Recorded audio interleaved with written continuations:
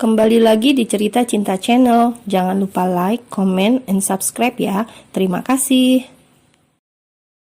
Maaf ya, aku terlambat. Marisa menarik kursi kosong di sebelah Ratna, tepat di hadapan Elvan, karena hanya itu kursi kosong satu-satunya di meja mereka. Rumah makan yang menjual ayam dan bebek itu terlihat ramai, penuh dengan pengunjung yang menanti datangnya azan maghrib. Iya, nggak apa-apa, lagian juga azan masih lama, kata Ratna. Kamu tadi dipesenin ayam bakar sama Kak Elvan. Ratna melirik ke arah Elvan. Oh iya, Marisa mengikat rambutnya yang kini dikuncir kuda. Aku emang udah chat Mas Elvan tadi, katanya dengan pipi merona. Bahkan untuk mengakui mereka dekat pun, Marisa masih sangat malu-malu. Elvan terdiam, sepertinya dia hanya menikmati kecantikan wanita yang tengah duduk tepat di hadapannya. Dia bahkan tak mendengar ocehan Ratna yang sedari tadi membuat pipi gadis impiannya itu merona. Emang kalian udah sedekat apa sih? Tanya Galih yang kini ikut penasaran. Sementara Dea, kekasihnya, hanya menyimak saja. Aku cuma chatting aja kok, gak sedekat itu, jawab Marisa masih malu-malu. Iya kan mas? Marisa kini mencari dukungan dari Elvan yang masih saja senyum-senyum menikmati pemandangan indah di depannya. Ratna dan Galih memperhatikan Elvan. Laki-laki tampan berhidung mancung itu masih saja terpaku, tak mengeluarkan sepatah kata pun, hingga Galih yang duduk di sebelahnya pun iseng ingin mengerjainya. Van, Risa ngajakin nikah tuh, teriaknya di telinga Elvan sambil menepuk pundak sahabat sekaligus bosnya di bengkel tempatnya bekerja. Ya, Elvan memiliki bengkel motor yang ia rintis bersama Galih. Apa? Serius, Riz? Kapan aku harus melamar kamu? Atau kita ketemu ayah kamu dan langsung menikah? Tanyanya gelagapan karena kaget sekaligus bahagia bercampur aduk. Hahaha, Galih dan Ratna tertawa terbahak-bahak. Bahkan Dea dan Bimo yang sedari tadi hanya menyimak pun ikut tertawa melihat tingkah Elvan yang seperti anak kecil tak sabar diajak rekreasi. Sementara Marisa terlihat bingung. Kok kalian ketawa sih? Elvan menggaruk tengkuknya yang tidak gatal. Sedikit bingung apakah reaksinya barusan terlalu berlebihan. Jadi kalian udah benar-benar serius? Tanya Galih setelah berhasil menghentikan tawanya. Enggak gitu Mas Galih, aku sama Mas Elvan cuma chat biasa kok. Kita aja baru ketemu 3 kali ini, kata Marisa jujur. Karena semenjak pertemuannya dengan Elvan sebulan lalu, ia memang tak pernah jalan berdua dengan Elvan.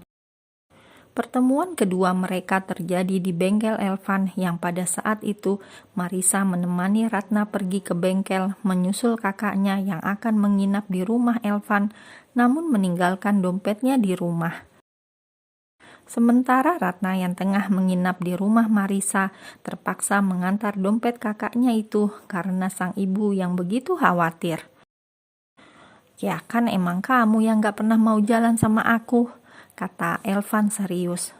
Kalau aja aku gak ngajak mereka buka bersama, kamu juga pasti gak mau kan buka puasa sama aku? Tanya Elvan. Galih dan Ratna terdiam, membiarkan Marisa dan Elvan berbicara menyampaikan isi hatinya. Maaf mas, aku emang gak pernah jalan berdua sama laki-laki. Aku takut timbul fitnah.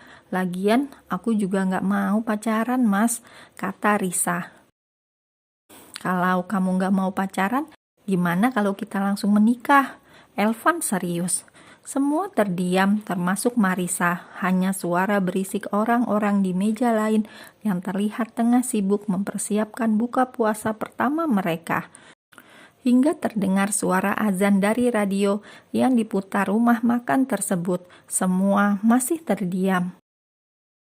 Alhamdulillah, ucap Galih setelah suara azan selesai. Kita berdoa dulu, terus langsung makan ya. Nanti kita cari masjid, terus sholat jamaah, katanya mencoba mencairkan suasana. Sementara Elvan masih terus menatap Marisa, berharap segera mendapat jawaban dari Marisa.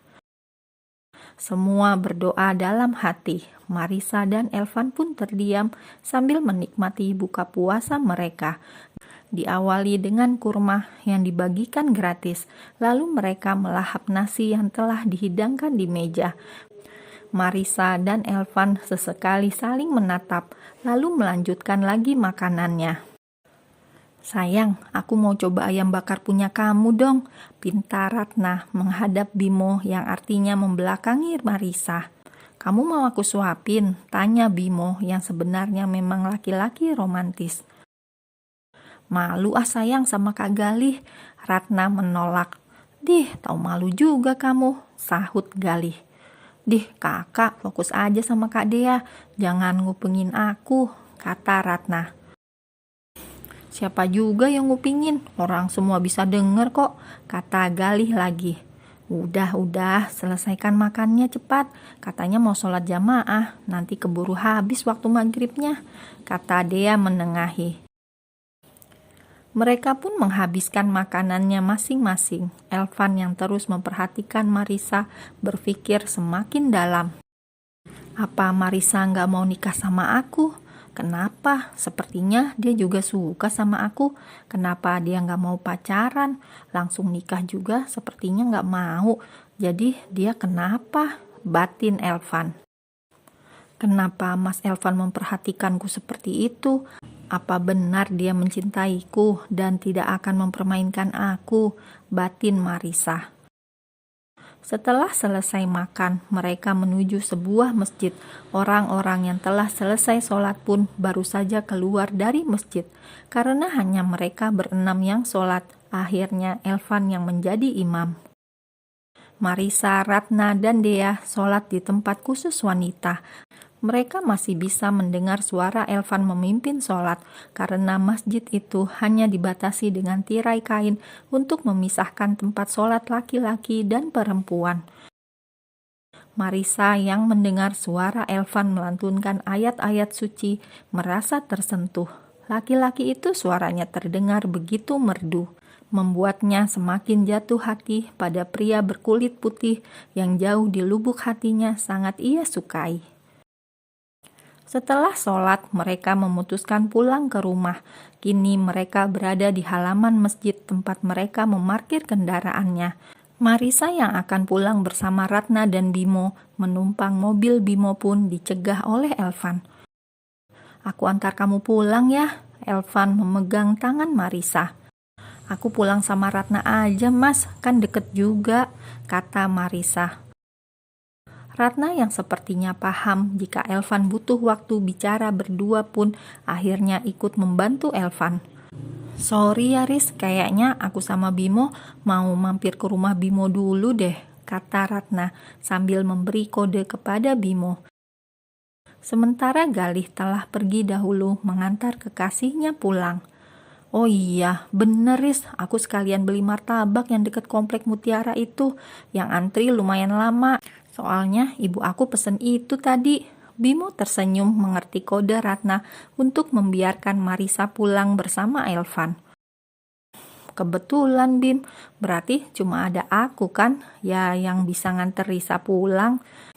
Sahut Elvan tersenyum senang, ia menang telak. Udah Riz, kamu pulang sama Kak Elvan aja. Gak mungkin lah dia macem-macem sama kamu, kata Ratna meyakinkan sahabatnya itu. Ya udah, aku sama Ratna balik dulu ya, kalian hati-hati, kata Bimo mengepalkan tangannya yang kemudian disambut Elvan. Tos. Oke, kalian juga hati-hati, Elvan melambaikan tangannya setelah mobil Bimo melaju. Sementara Marisa masih terdiam. Anak rambutnya yang diterpa tiupan angin melambai-lambai membuatnya terlihat semakin menggemaskan di mata Elvan. Jadi kita pulang atau sekalian tarawih di sini? Elvan menurunkan kepalanya, menatap lebih dekat wajah Marisa yang sedari tadi masih menunduk. Kita pulang aja mas, jawab Marisa. Kamu mau aku ajak mampir ke rumahku tidak? Sebentar aja, deket kok dari sini. Aku mau ambil jaket sebentar, kata Elvan sambil menaiki motor sportnya, lalu menyerahkan helm pada Marisa. Iya, terserah Mas Elvan saja, tapi jangan lama-lama ya, kata Marisa. Siap. Elvan mengangkat tangannya sigap seolah memberi hormat. Marisa tersenyum. Mereka pun menuju ke rumah Elvan. Angin malam itu memang terasa menusuk karena mereka di kawasan yang tidak terlalu ramai kendaraan. Udara dingin terasa menembus kulit Marisa. Hingga tak berapa lama mereka memasuki sebuah gang yang cukup lebar. Elvan menghentikan motornya setelah sampai di rumah sederhana yang terlihat asri, dihiasi tanaman-tanaman hias di terasnya dengan pagar bercat biru setinggi pinggang Elvan. Mau masuk atau tunggu di sini? Katanya saat telah memasuki halaman rumah. Aku tunggu di situ aja Mas, kan Mas Elvan cuma sebentar, kata Marisa menunjuk kursi yang ada di teras rumah. Ya udah, aku masuk dulu, kamu tunggu di sini ya, jangan kemana-mana, kata Elvan. Marisa pun tersenyum lalu duduk di kursi teras, sementara Elvan langsung masuk ke dalam rumah. Selang beberapa menit kemudian keluar seorang laki-laki tua dari dalam rumah. Kamu temannya Elvan, kok nggak masuk rumah nak? Tanya laki-laki tua tersebut. Oh iya pak, saya tunggu di sini saja, jawab Marisa sopan. Panggil kakek saja, saya kakeknya Elvan. Sang kakek lalu duduk di kursi sebelah Marisa yang hanya dibatasi meja saja. Saya Risa kek, temennya Mas Elvan. Marisa menyalami tangan kakek Elvan dan mencium punggung tangannya. Kakek baru tahu kalau Elvan punya teman perempuan. Kakek pikir Elvan itu temennya laki-laki semua, kata kakek yang dibalas dengan senyum oleh Risa. Baru kali ini Elvan bawa temennya perempuan pulang, apalagi cantik sekali seperti Nak Risa, puji kakek. Terima kasih kek, tapi saya tidak secantik itu, ucap Marisa malu. Iya benar, kamu cantik kok. Elvan itu hari-hari cuma di bengkel saja, apalagi semenjak ibunya meninggal. Kakek terlihat sedih mengingat kematian putrinya yang tak lain adalah ibu Elvan. Udahlah kek, bunda udah tenang di alam sana, sahut Elvan yang tiba-tiba keluar dari dalam rumah. Aku antar pulang yuk Riz, ntar gak keburu sholat tarawehnya, kata Elvan sambil memakai jaketnya. Kalau gitu Risa pamit dulu kek. Marisa berpamitan dan mencium tangan kakek Elvan. Hati-hati di jalan Van, jangan ngebut, kakek juga mau langsung susul nenek ke masjid, kata kakek. Iya kek, Elvan pergi dulu. Elvan pun mencium punggung tangan kakeknya. Elvan menyerahkan jaket yang telah ia bawa kepada Marisa. Jadi Elvan memang keluar rumah membawa 2 jaket. Kamu pakai jaket aku biar gak masuk angin. Menyerahkan jaket kepada Marisa. Tenang, ini gak bau kok, terkekeh setelah Marisa menerimanya. Mas Elvan ini, makasih ya mas. Marisa memakai jaket Elvan. Elvan yang sudah di atas motor menunggu Marisa memakai jaketnya dan menyerahkan helm kepada Marisa.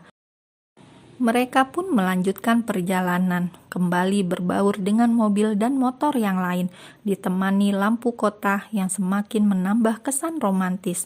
Elvan tersenyum di balik helmnya, mengamati Marisa yang tampak menikmati suasana. Sementara Marisa yang mencoba mengalihkan rasa gugupnya memilih untuk melihat kiri kanan jalan, seakan membaca nama-nama toko yang berbaris rapi.